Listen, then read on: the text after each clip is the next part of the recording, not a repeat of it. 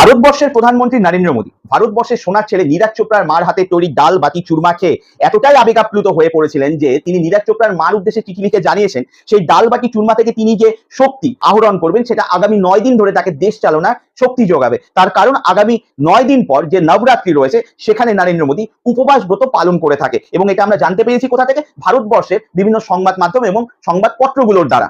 এবারে এরকমই আরেকজন অলিম্পিয়াড ছিলেন বা প্রতিযোগিনী ছিলেন যার স্বপ্নভঙ্গের রাতকেও নরেন্দ্র মোদী এভাবে প্রচার সর্বস্ব বেদিমূলে পরিণত করতে চেয়েছিলেন। আমি নাম বলছি বিনেশ ফোগাটের। এই বিনেশ ফোগাটের সাথেও নরেন্দ্র মোদী ফোনে কথা বলতে চেয়েছিলেন। সরকারি প্রতিনিধিরা তাকে জানিয়েছেন যে ভারতবর্ষের প্রধানমন্ত্রী আপনার সাথে কথা বলতে চায়, কিন্তু তার মধ্যে শর্ত রয়েছে। প্রথম শর্ত, বিনেশ ফোগাট কোনো ফোন নিয়ে যেতে পারবেন না এবং বিনেশ ফোগাটের সাথে তার কোনো প্রতিনিধি সেখানে থাকবেন না। কিন্তু নরেন্দ্র মোদীর সাথে যখন বিনেশ ফোগাটের ফোনে কথা হবে তখন সরকারি দুজন প্রতিনিধি থাকবে যারা এই পুরো ঘটনাটির ভিডিও রেকর্ডিং করবে। মানে আবেগের যে ফায়দা তোলা সেটা এই মুহূর্তে ভারতবর্ষের প্রধানমন্ত্রী নরেন্দ্র মোদীর থেকে ভালো ভারতবর্ষের আর কোনো রাজনীতিবিদ হয়তো জানেন না।